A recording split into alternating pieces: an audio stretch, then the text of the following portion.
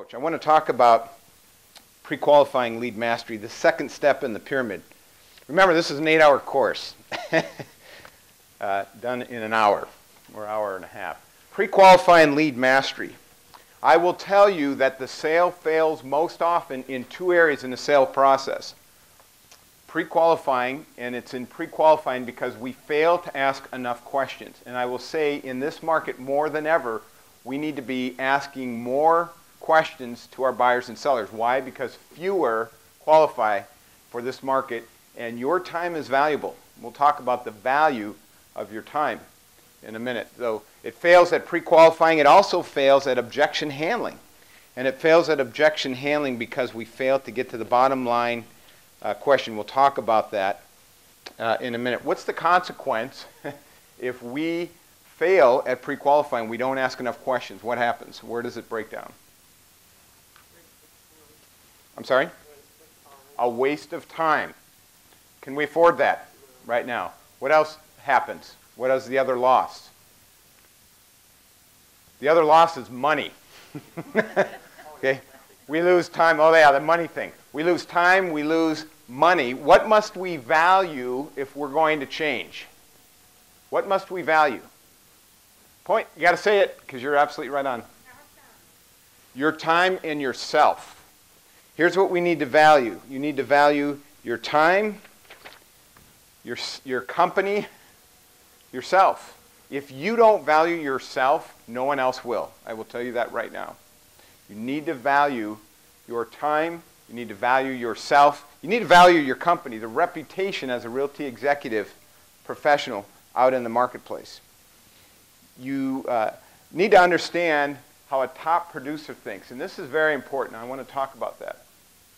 How does a top producer think? Number one, pre-qualifying and lead mastery go hand in hand. What is lead mastery? You need to ask questions. You need to be in a position of strength and abundance to determine the person's interest, desire, and ability. If we have a buyer who has a lot of ability but no interest, do we have a sale?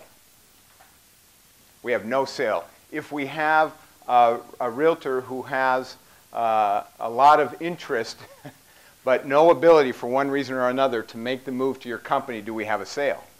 We have no sale. We have to determine motivation-wise, interest, ability-wise, is this person worthy of your time? We have to ask a lot of questions. By the way, who is in control of the sale process? The person asking the questions or the person answering the questions? The person asking the questions. What side do you want to be on? We want to be asking the questions. We need to ask the questions to determine, is this an A lead? An A lead, very quickly, are those people you want to be working with. They have a high motivation and desire to buy or sell or move, make a move to your company. They also have a high time frame. They want to do so, I'm going to say, within the next week or two. Those are the people you should be doing business with. The B leads are within 30 days, the 60 days, and C's and D's move from there. What happens if we have no A leads? What do we do with the B leads? What's one of the fundamental mistakes real estate agents or professionals make? We're working with B leads. You need to keep prospecting until you find A leads. You need to cultivate the follow-up process for the Bs. In fact, we need to also test and find out, can we convert that B lead to an A? Converting the B to an A says, John and Mary, if I could show you that it would be in your better interest to move sooner versus later, would you do it? We always need to test that. You always need to test your smokescreen objections twice. We'll talk about objections and so forth in a little bit. We need to make sure that we properly categorize them and we work only with our A leads as we go. Why is it important to ask the right questions? Anybody? Why do we need to ask all these questions? Why is that so important? Absolutely. So if we don't, what could happen? And why is that? Because we wouldn't know how to handle it or how to overcome the problem.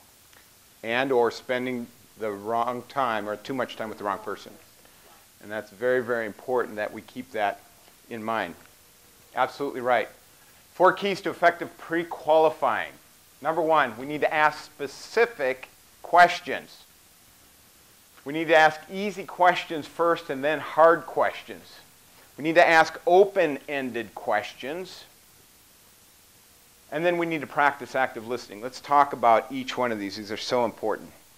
First of all, when I say specific questions, we need to find out about them as an individual, whether you're recruiting an agent or they're a buyer or seller. You need to find out the pertinent information about them. You need to find out their need and their pain.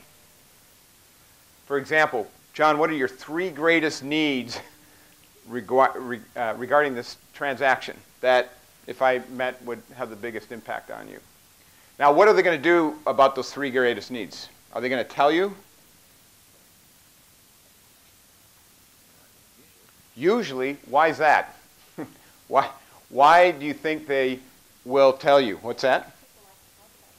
Well, they like to talk about themselves. They want somebody to solve their problems. Here's what you need to understand, whether you're recruiting agents or you're selling in the sales process. Everyone you talk to has a problem or several problems.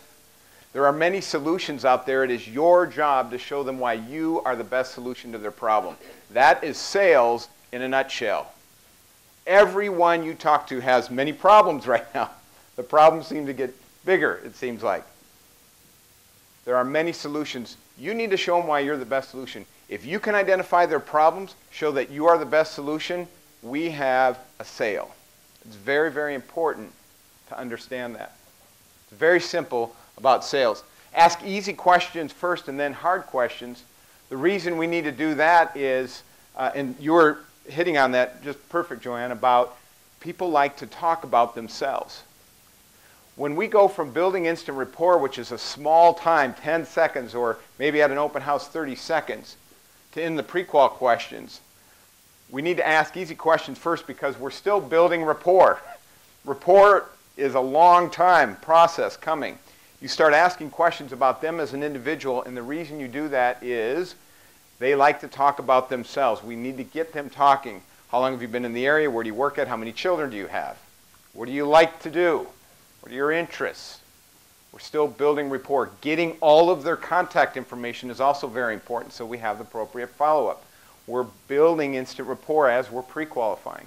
Then we start asking harder questions. If we come right out of the gate and ask them, what's your gross annual income, or what do you owe on your house, that is not building instant rapport, so we need to continue building rapport first.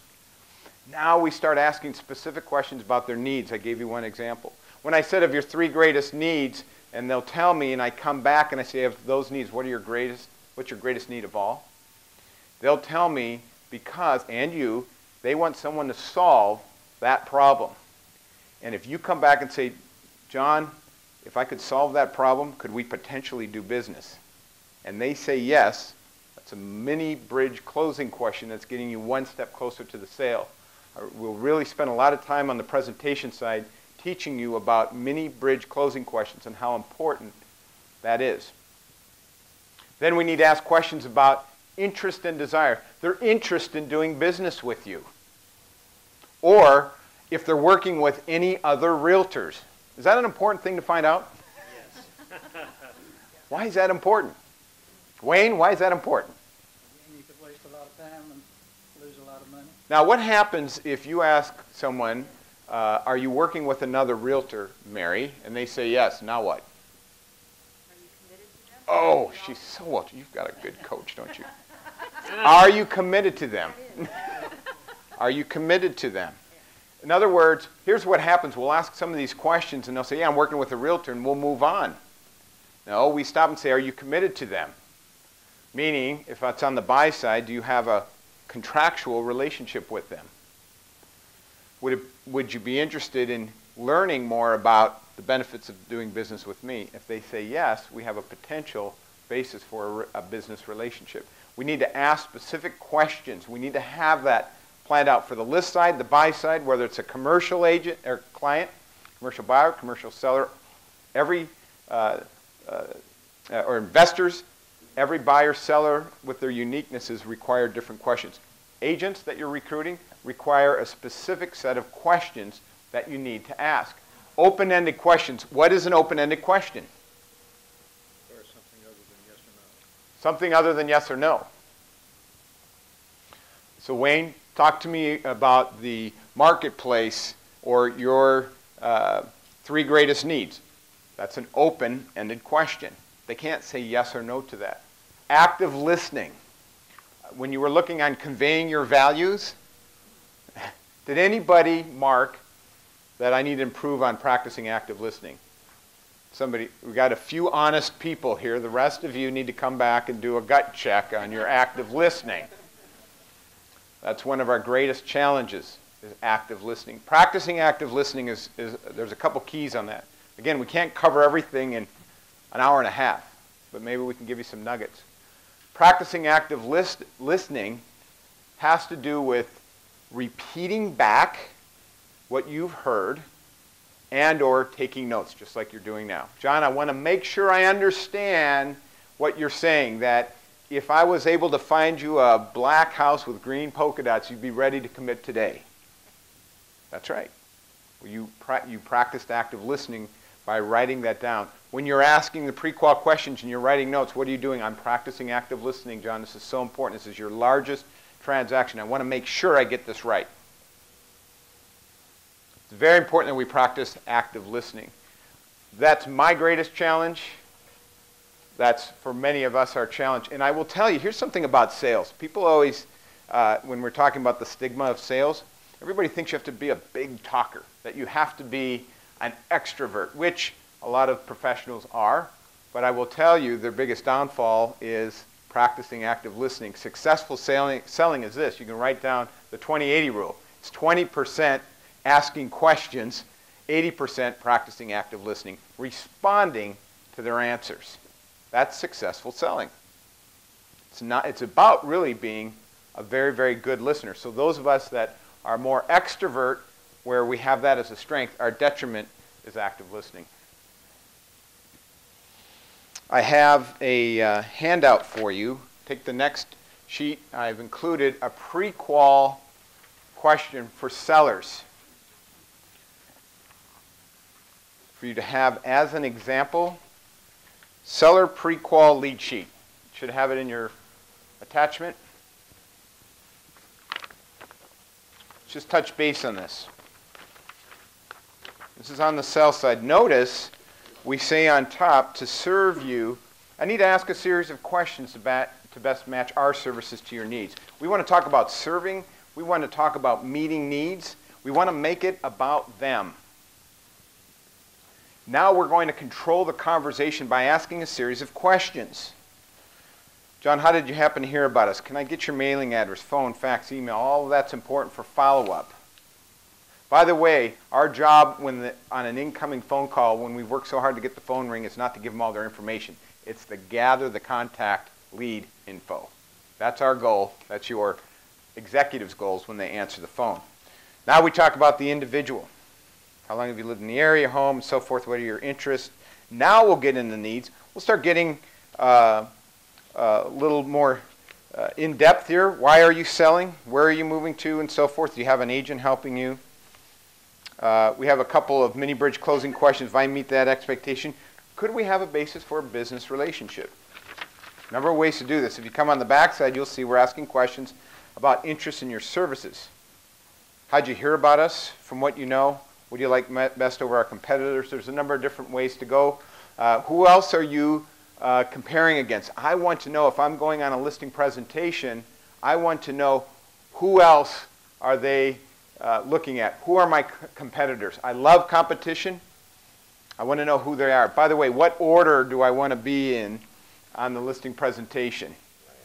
Last.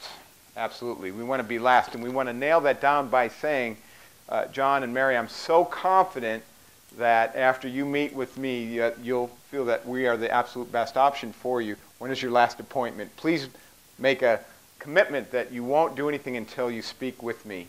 Most of the time they'll do that. Why? Because people are indecisive. They don't like to make decisions, and if they can delay it, they will. And if we've done our job correctly, they should be wanting. We should have built enough value for them to want to wait for us.